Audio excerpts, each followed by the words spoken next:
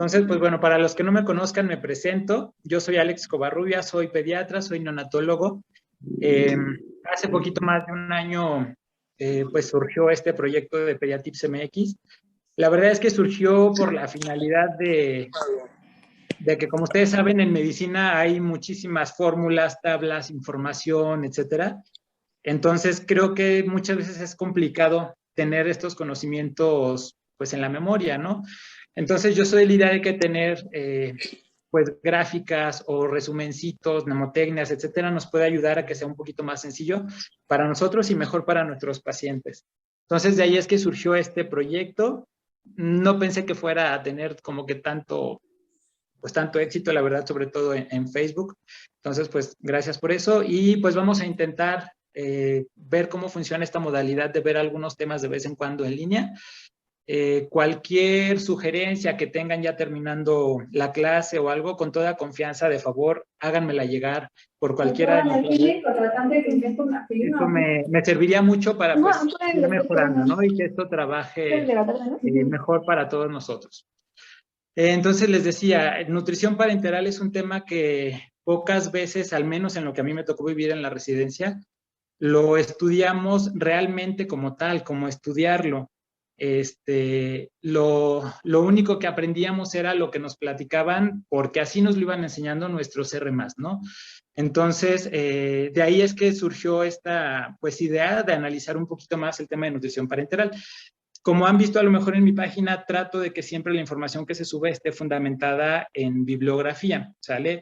Esto no quiere decir que la información que yo les comparta sea ley absoluta, ni que haya cambios o a lo mejor otra bibliografía, a lo mejor con información diferente. Entonces, yo los invito a que con toda la confianza, cualquier información que ustedes tengan distinta, cualquier actualización que tengan, se sientan en la libertad de, pues, a través de la página, igual comentarlo y discutirlo, porque la finalidad es esa, la finalidad es que todos, pues, crezcamos y adquiramos mayor conocimiento. Entonces, bueno, vamos a empezar con el tema de nutrición parenteral. Y bueno, vamos a hablar de forma muy breve de qué es y los tipos que hay de nutrición parenteral, cuáles son las indicaciones para ella, las vías de administración que tenemos para usarla y de los componentes que van a formar la nutrición parenteral, como es el aporte hídrico, el aporte energético y ya como tal los macro y los micronutrientes. Hay mucha bibliografía de la cual podríamos basarnos nosotros para hablar de nutrición parenteral. Específicamente me basé sobre todo en estas dos guías o fuentes. Una de ellas es las guías de práctica clínica de varias sociedades españolas que se conjuntaron e hicieron, pues, estas guías. Estas sociedades son la Sociedad Española de Nutrición Enteral y Parenteral, la Sociedad Española de Gastroenterología, Hepatología y Nutrición y la Sociedad Española de Farmacia Hospitalaria. Y la otra guía como muy importante en la cual basé la información de la que hoy vamos a hablar es las guías de la NICE para la nutrición parenteral, nada más que estas son específicamente en población neonatal.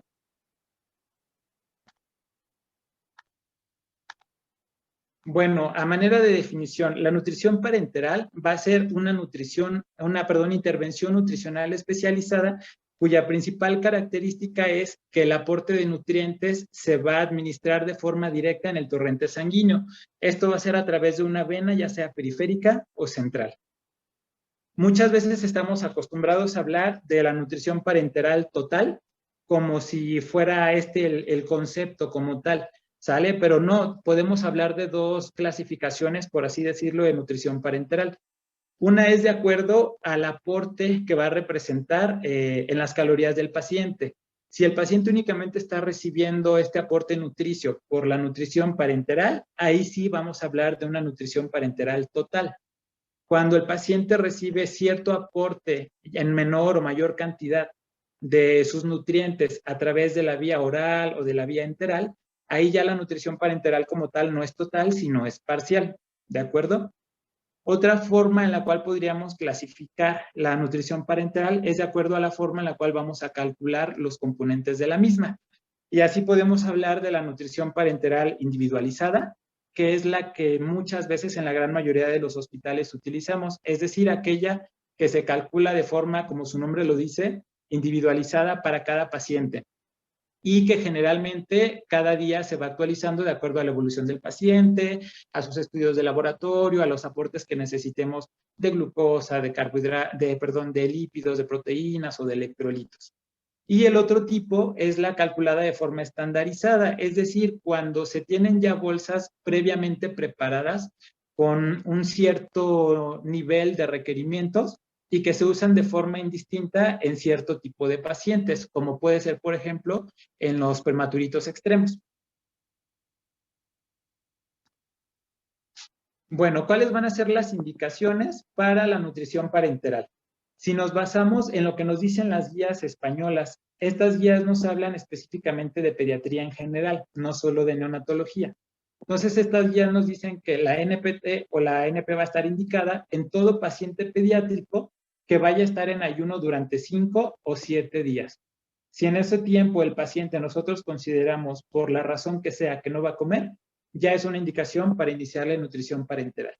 E incluso menciona que puede ser antes de estos 5 días, cuando el paciente ya tiene previamente una condición de desnutrición. Y también estas guías mencionan que en todos los recién nacidos prematuros se recomienda iniciar la nutrición parenteral total de forma precoz, es decir, en las primeras 24 horas de vida. ¿Hasta cuándo se van a mantener esta nutrición parenteral de acuerdo a las guías españolas?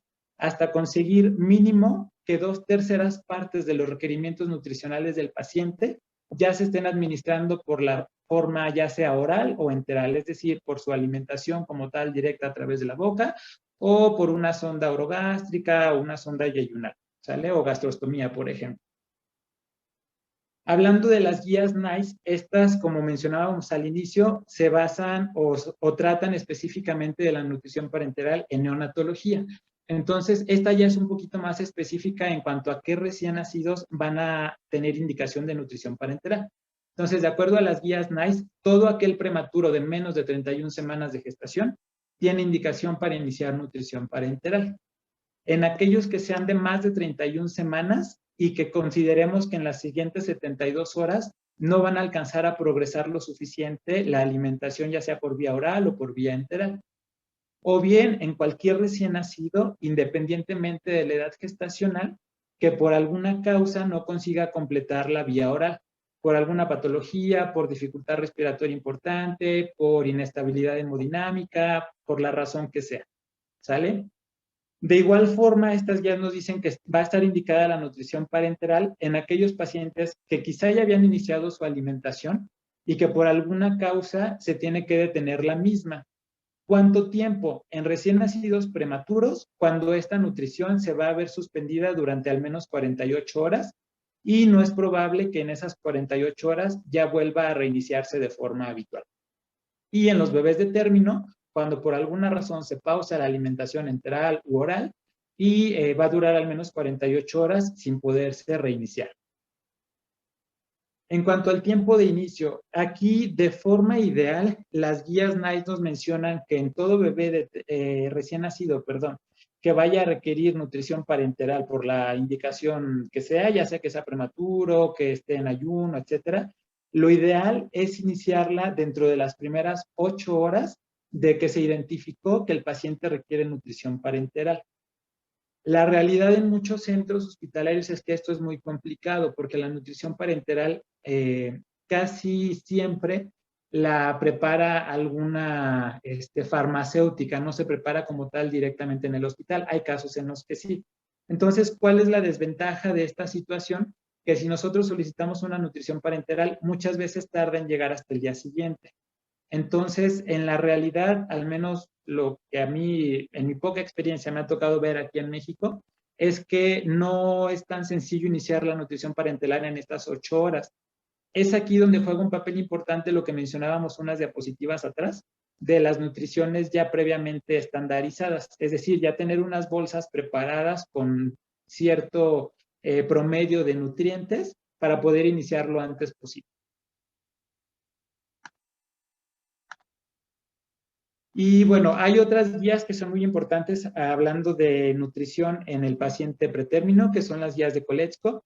Y ahí quise poner esta diapositiva porque se me hace algo muy importante. Ellos mencionan que el nacimiento de todo bebé pretérmino de menos de 28 semanas de gestación, es decir, un prematuro extremo, se debe considerar como una urgencia nutricional. Porque si nosotros abordamos de forma temprana o como muchos textos lo manejan de forma agresiva la nutrición de estos bebés, podemos incidir de forma muy importante en el pronóstico que ellos van a tener a largo plazo. En cuanto a las vías de administración para la nutrición parenteral, podemos contar con dos tipos de accesos venosos, el periférico o el central. Las guías nos recomiendan que de preferencia utilicemos accesos centrales por las razones que ahorita vamos a mencionar. Pero también es muy importante, como todo en medicina, que individualicemos cada caso y no nos casemos con la idea de que a fuerzas tenga que ser un acceso central. ¿De qué va a depender esto? Pues de varias cuestiones. Por ejemplo, del tiempo previsto. Si consideramos que es un paciente que no va a requerir un tiempo muy prolongado con nutrición parenteral, a lo mejor podríamos irnos por un acceso periférico que es un poco menos invasivo, con menos riesgo para el paciente. De acuerdo también a los requerimientos nutricionales y al estado nutricional de nuestro paciente. Quizás si es un paciente que no está desnutrido, pues podríamos irnos por una nutrición parenteral más corta, quizá, o con menor osmolaridad, y podríamos irnos por un acceso periférico. A diferencia de si es un paciente ya con una desnutrición crónica o una desnutrición severa, donde quizá preveamos que va a requerir más tiempo del aporte parenteral de la nutrición. Igual hay que considerar por las enfermedades de base y algo muy importante que seguramente ya les ha tocado ver mucho, los accesos disponibles. Esto es muy común, sobre todo, por ejemplo, en pacientes oncológicos, en pacientes neonatos, no se diga, los pacientes de la terapia intensiva, que debido a su estancia prolongada y a las características de sus vasos, que son muy delgaditos, hay veces que ya están multifuncionados. Entonces, a lo mejor en estos pacientes nos convendría considerar un acceso central que tienen, en teoría, pues una mayor duración, son también en teoría, si se cuidan bien, pues es más difícil que se pierdan estos accesos y así no estamos multifuncionando todavía más a nuestro paciente ni agotando pues la reserva vascular que pudieran tener. En general, ¿por qué vamos a preferir los accesos centrales? Porque estos pueden tener un mayor tiempo de duración comparándolos con un acceso periférico, porque al estar insertados en una vena de mayor calibre, en general presentan un menor riesgo de tromboflebitis y permiten una mayor osmolaridad de la mezcla. En este sentido, algo muy importante siempre que nosotros indiquemos una nutrición parenteral o incluso un cálculo de soluciones, aunque no sea nutrición como tal, es tomar en cuenta la osmolaridad de nuestra preparación o de nuestra mezcla. Las mayorías de las guías coinciden en que nuestra osmolaridad máxima tolerada en un acceso venoso de tipo periférico va a ser entre 850 y 900 miliosmoles por litro. Entonces, si tenemos una mezcla con una osmolaridad mayor a esa, pues ya mejor hay que considerar colocar un acceso central, ¿sale? Para evitar también mayor riesgo de tromboflebitis o de que se pierda ese acceso. En este sentido, en cuanto a la duración de accesos venosos centrales, esta información es de las guías españolas que les comentaba, de la CEMPE y de las otras sociedades, y aquí nos divide el tipo de accesos en tres categorías de acuerdo a la duración. Los de corto plazo, que serían aquellos que durarían un máximo de 3 semanas, los de medio plazo, que podrían ir de 3 semanas hasta 3 meses, y los de largo plazo, que ya es una duración más prolongada de 3 meses en adelante. Entonces, lo que mencionábamos unas diapositivas atrás, nosotros tenemos que individualizar en cada uno de nuestros casos qué es lo más conveniente para nuestro paciente, porque pues bien sabemos que un acceso venoso, sea central o sea periférico, pues tampoco es inocuo. Es una invasión para el paciente, es un mayor riesgo de infección, entonces tenemos que ver pues riesgo-beneficio siempre y lo que sea más prudente y más adecuado a cada uno de los casos. En el caso de los accesos a corto plazo, aquí se pueden considerar los catéteres venosos umbilicales. Antiguamente se manejaba que podían tenerse hasta 14 días los accesos venosos umbilicales. Lo más reciente es tratar de evitar los accesos venosos umbilicales. Si es necesario tenerlos o si va a ser una duración corta, quizá dejarlo entre 7, máximo 10 días, ya no irnos hasta los 14 días. Ahorita pues la mayor tendencia es mejor utilizar, al menos por ejemplo en pacientes neonatos, los catéteres centrales de inserción periférica, los famosos PIC. Estos tienen una duración de hasta 4 semanas, entonces pues nos evitamos el uso del acceso venoso umbilical y pues tenemos una vía de mayor duración. En los de medio plazo igual se incluyen los percutáneos y ciertos tipos de catéteres venosos centrales, los no tunelizados. Y de los de largo plazo ya son catéteres más, pues con características distintas, como son los catéteres tunelizados y ya fijados, como pueden ser los catéteres de Broviac, de Hickman. Estos catéteres se utilizan, perdón, sobre todo a lo mejor en pacientes con síndrome de intestino corto, a lo mejor por una resección intestinal, en pacientes que por alguna razón tienen algún estómago que van a durar mucho tiempo en ayuno. Entonces es cuando pues podríamos considerar el uso de estos accesos. Y en esta tabla que vemos en esta misma diapositiva es igual de las guías españolas, nos da una referencia de acuerdo a la edad de nuestro paciente o al peso del calibre que podríamos usar o que sería el más adecuado para cada uno de sus pacientes. En la parte de arriba viene el calibre de los catéteres venosos centrales y en la parte inferior el calibre de los catéteres percutáneos. Igual las guías nos mencionan que de forma ideal o utópica, la técnica de elección para colocar un acceso venoso central sería la guía percutánea por ecografía. La verdad es que a lo mejor esto es muy difícil de realizar en muchos hospitales, quizá por no contar con el equipo a la mano, quizá por la falta de preparación del personal. Entonces, ¿qué es lo que nos dicen las guías? Si no se puede realizar de esta forma, pues siempre después de colocar un catéter pues a ciegas, realizar un control radiográfico para poder corroborar la localización, ¿sale? Para que se pueda hablar de que nuestro catéter está a nivel central, tiene que estar a nivel de vena cava superior o bien de aurícula derecha. La imagen que pusimos aquí, pues evidentemente es un catéter que está sumamente pasado. Si se fija, hace incluso una curva y vuelve a subir hasta acá. Entonces, pues es nada más para poner un ejemplo de la importancia que tiene el utilizar pues un control radiográfico para corroborar la localización de nuestro catéter. De preferencia antes de utilizarlo. Salvo que sea una extrema urgencia, pues a lo mejor valorar riesgo-beneficio de usarlo antes del control radiográfico si es que no lo vamos a tener pues a la brevedad. Y bueno, decíamos que de preferencia tenemos que utilizar accesos centrales, pero ¿en qué casos podría estar pues bien permitido considerar un acceso periférico? Si el hecho de colocar un acceso central nos va a retrasar el inicio de la nutrición parenteral, pues mientras tanto las guías te dicen empieza mientras con un periférico en lo que puedes contar con un acceso central. Por ejemplo, si en el hospital, en el servicio, a lo mejor en la guardia, el personal que está en ese momento no se siente con la capacidad de poner el acceso central, o si es un paciente de difícil acceso para esta vía, pues mientras poner el periférico, mientras contamos con el personal adecuado o con el equipo a lo mejor necesario para colocar el acceso central. Esto con la finalidad pues de no retrasar el aporte de nutricio.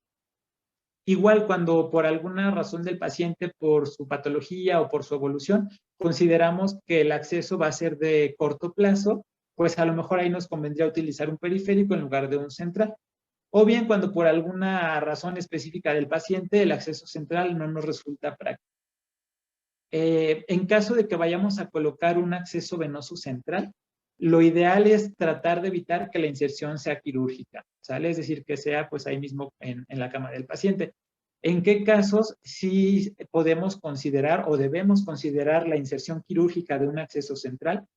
Cuando ya lo intentamos a lo mejor y no se pudo colocar de forma no quirúrgica o que es un paciente ya complicado por sus antecedentes y que anticipamos que va a ser de difícil función y no queremos pues gastarnos a lo mejor la reserva venosa en estarle intentando funcionar. O bien cuando ya suponemos que el catéter va a ser de largo plazo, de más de 3 meses, como mencionábamos por ejemplo en el síndrome de intestino corto. Pues ahí sí nos convendría mejor ya que la inserción sea directamente de forma quirúrgica.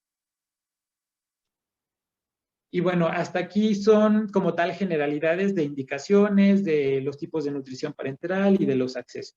Ya como tal, la composición de nuestra nutrición parenteral, podríamos decir que tenemos que calcular 3 cosas. La primera de ellas va a ser el aporte hídrico, la segunda el aporte energético y la tercera ya como tal los macro y los micronutrientes. En cuanto al aporte hídrico, no lo incluí como tal en la plática porque creo que sería todavía más extensa.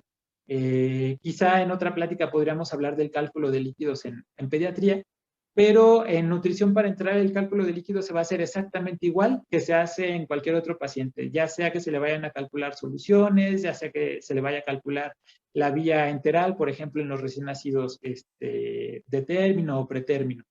Entonces, pues en este aspecto es importante asegurar que estemos dando un adecuado o cubrimiento de los requerimientos hídricos y considerar si el paciente tiene alguna patología o alguna situación que requiera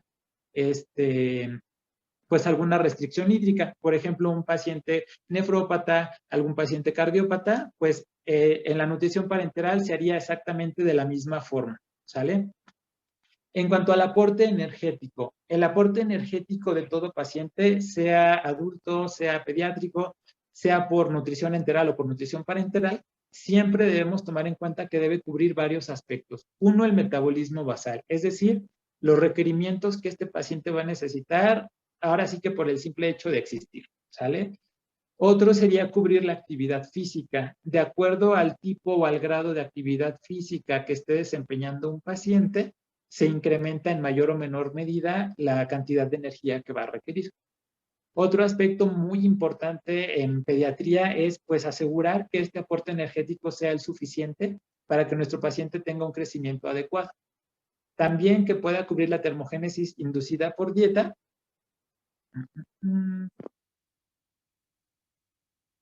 Y en caso de que sea un paciente ya con desnutrición, pues también tratar de corregir este aspecto de la desnutrición.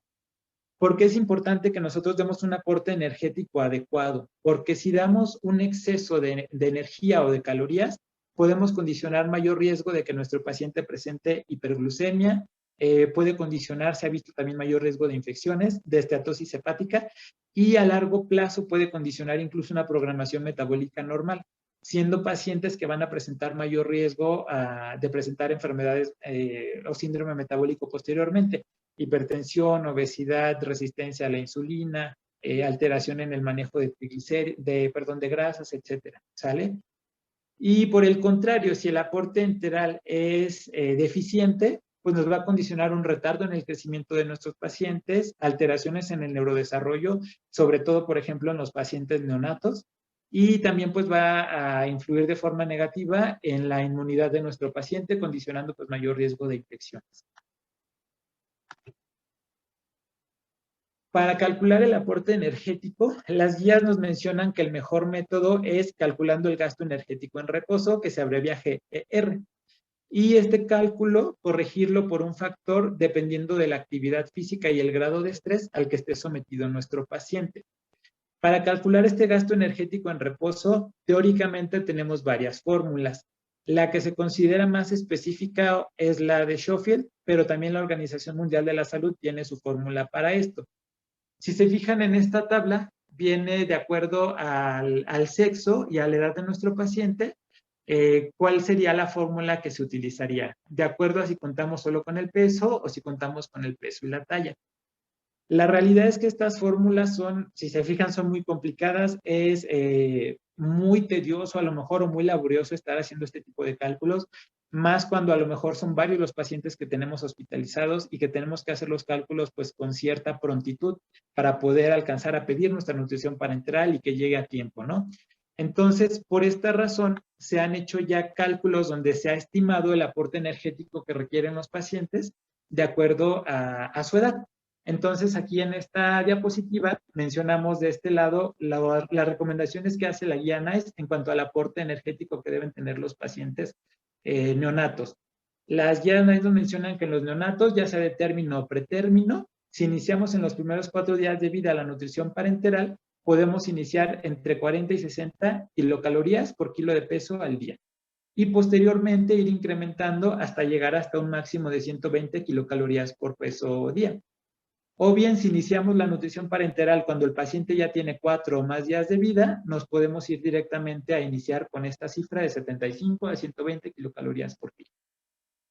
En cuanto a las guías españolas, como estas pues hablan de pacientes pediátricos en general, si se fijan ya nos habla no solo de recién nacidos, sino también de mayores edades, y nos menciona aquí el promedio o los rangos de kilocalorías por kilo de peso por día que nos sugiere.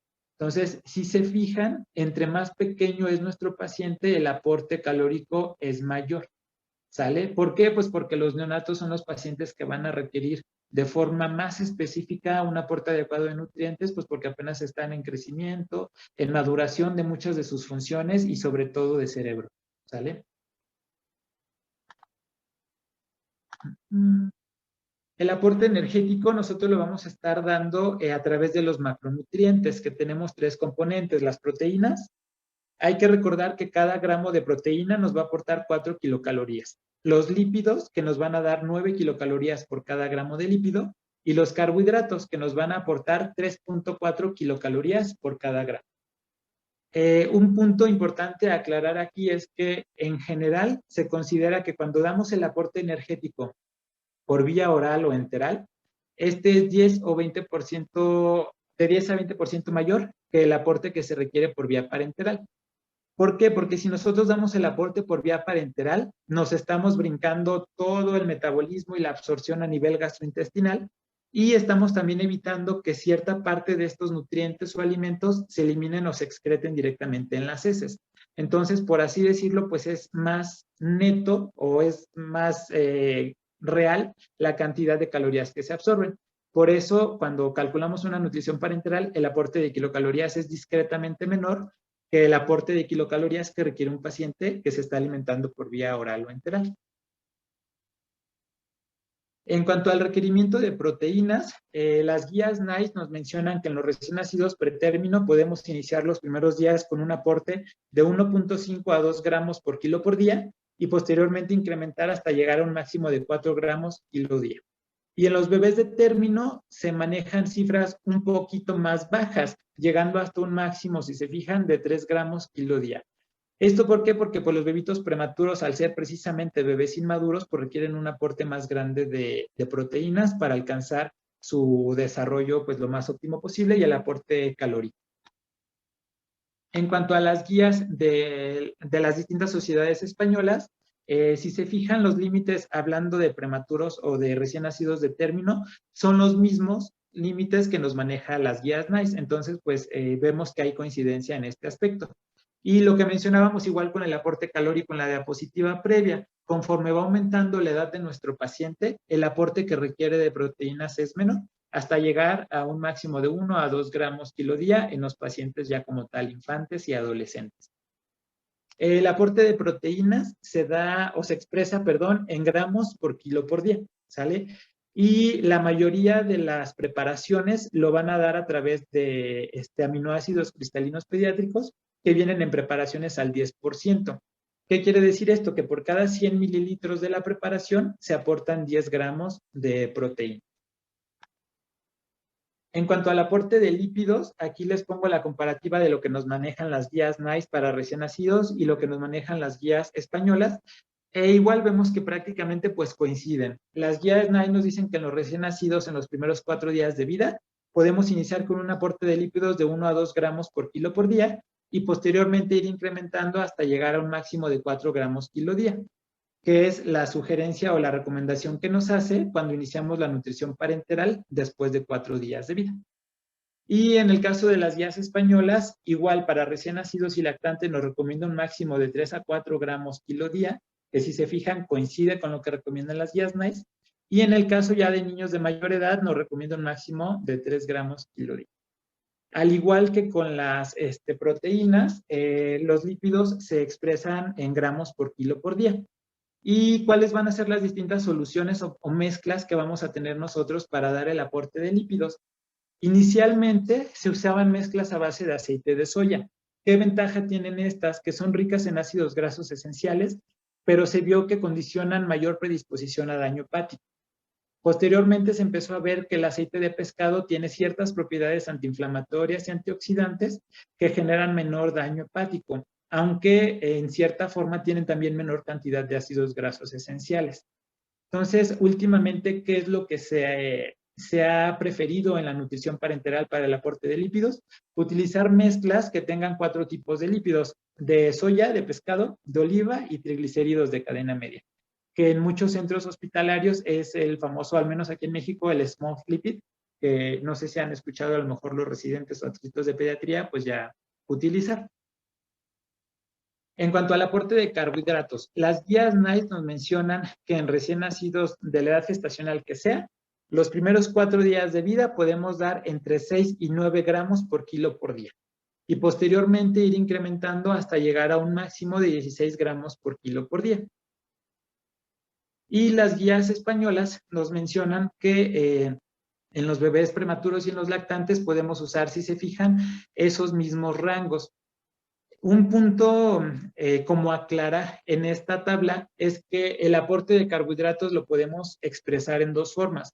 Una que es en gramos kilo por día, al igual que los lípidos y que las proteínas, y otra que es en miligramos kilo minuto. A la larga es lo mismo. Para poder hacer la conversión entre una y otra, lo único que tenemos que hacer es los miligramos kilo minuto, que son los que están expresados fuera de paréntesis en estas tablas, lo multiplicamos por 1.44 y eso nos lo convierte en gramos kilo día.